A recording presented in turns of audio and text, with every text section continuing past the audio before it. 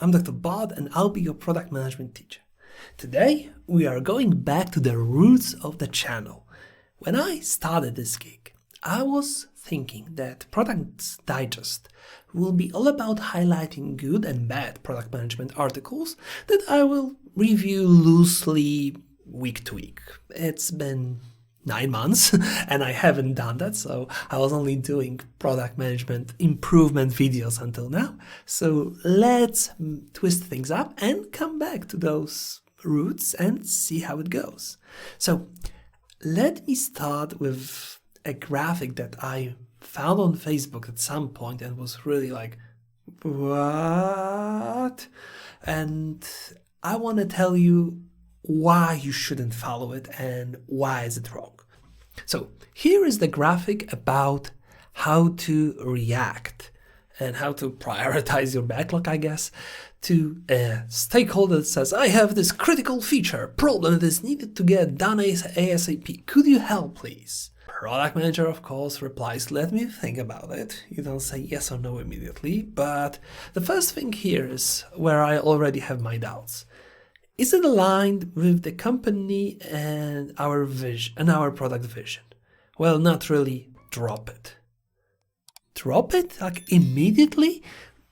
Vision is there to help you out, to know where you're going, but it's not infinitely all-knowing.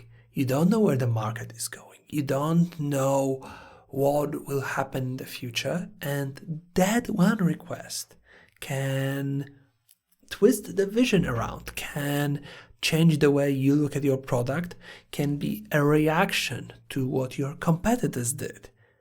It's a point of inspiration that can change everything, and just because at the moment a single sentence doesn't match the request doesn't mean that the request is invalid. This is really short-sighted. But let's say, yeah, it's okay. How many users will benefit from this feature? It's only a few. I'll get back to that in a second. Almost many. Okay, let's go back to this actually. Only a few. But it's also incorrect. You can be in a startup that has 20, 30, 50 clients, and if you get your biggest paying customers requesting something to be done, you do it because you can lose this client and then your business goes kaput, right? You need to evaluate it against the possible value gained, not the number of clients per se. It's very similar, but it's not the same. It's about estimating the, again, value for the product and the company. How much of a company impact, revenue, new users will this feature generate? Why not flip this around or just... This is so bad, sorry. Major impact in this metric. Oh, by the way, this also means that you would drop any political changes that you need to apply to the product. I'm repeating myself again and again. No product managers wanted to ask users details about their cookies selection, but yet it had to be done. Otherwise, the product will be killed. Going back to the diagram. Is this feature or need validated with users? Does it have the data to support it? It was requested by somebody. Well, that doesn't mean to put it on the bottom of the backlog. You need to figure out how to get the data, to validate on your own. This is the product manager and data analyst job to get the data. You won't get a request that will come with a detailed research. Someone will have an idea or a need.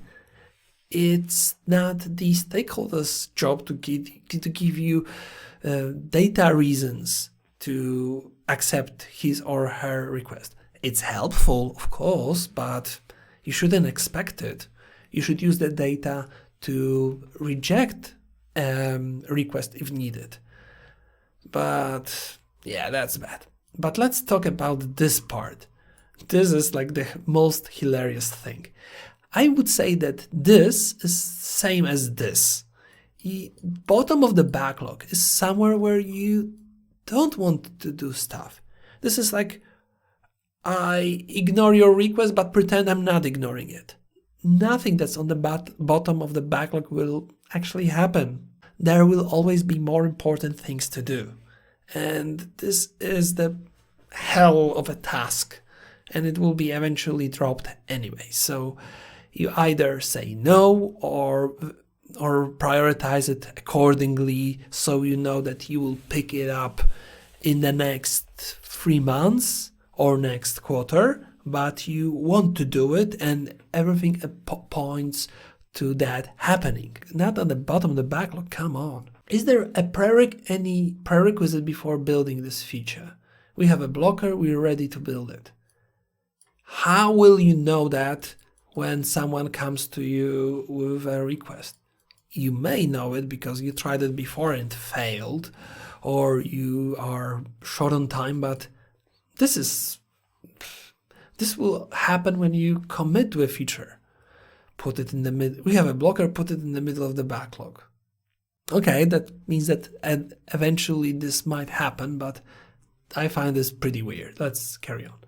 How big is this feature? Can we make the scope smaller to enable early learnings?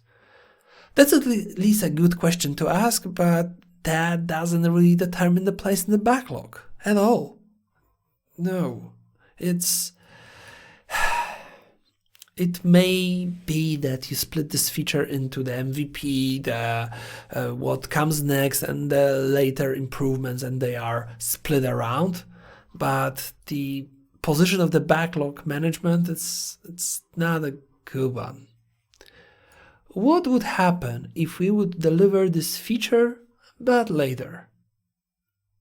But I even asked this question in the first place. This should be evaluated against the backlog, against what you already committed to, whether it's more pressing, less pressing, what's the value gained.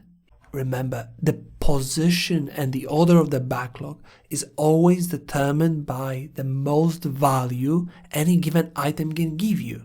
The most valuable items on the top, the least valuable ones on the bottom. What is value is a quite different problem that I'll link an article of mine in the description or somewhere in the screen. But that's the only real way to order your backlog. Nothing else. Let's go back to the chart. Is this feature more important than any of our plans for the next period? Yeah, that's something that